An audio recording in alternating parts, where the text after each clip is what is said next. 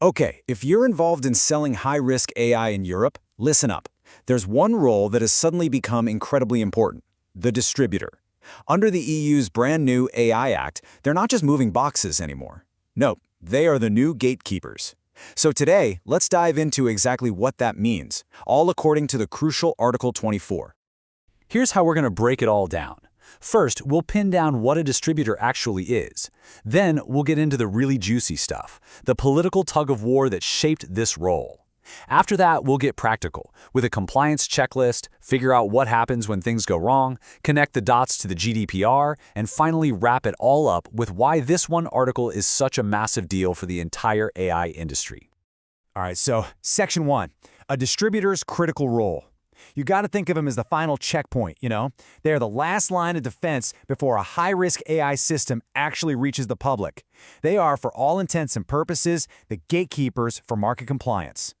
And the AI Act is super specific about this.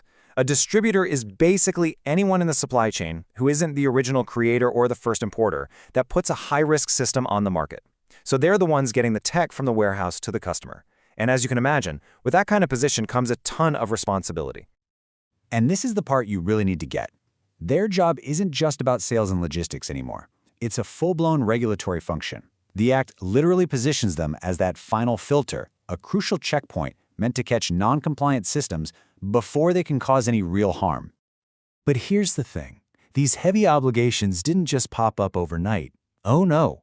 They were forged in a years-long legislative battle, a real tug-of-war between the EU's biggest institutions.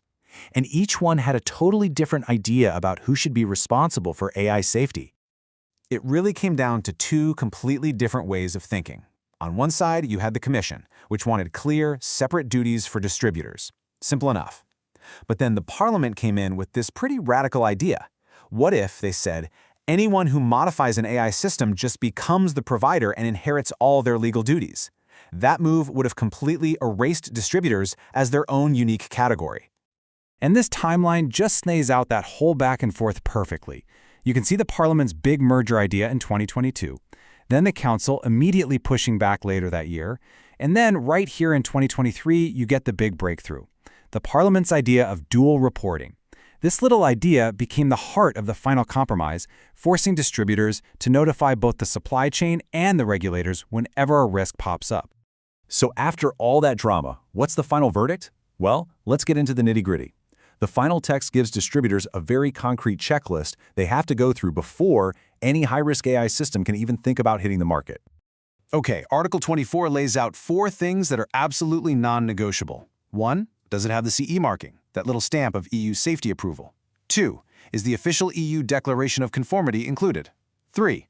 Are there clear instructions? And 4, and this is the big one, they have to actually verify that the provider and the importer, the folks upstream, have already done their homework. This isn't just a suggestion, it's a mandatory checkpoint.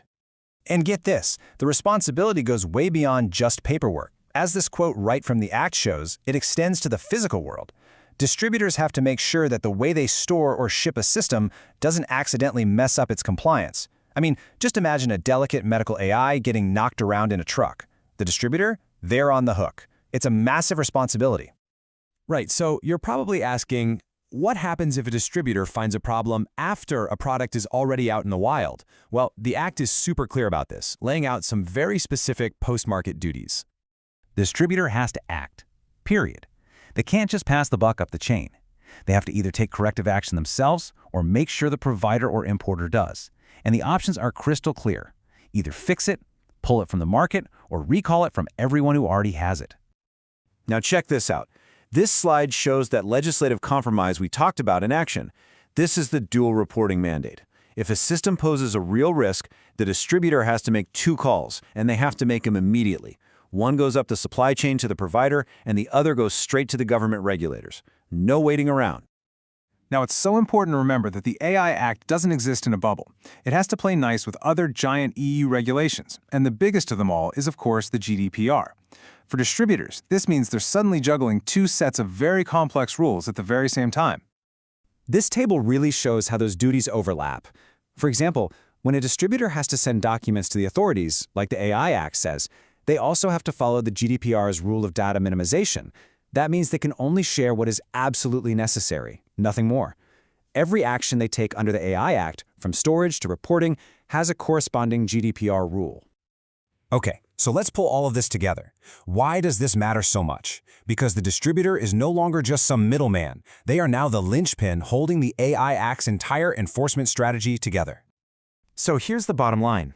Distributors have been transformed from just passive resellers into active, empowered gatekeepers of compliance.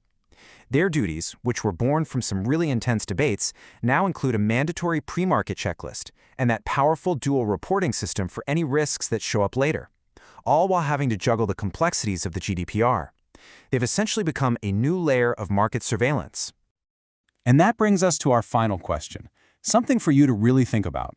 By putting so much responsibility for compliance and reporting onto distributors, has the AI Act fundamentally shifted the balance of power? Is it moving away from the creators of AI and towards the people who control access to the market? The answer to that question is going to shape the future of AI governance for years to come.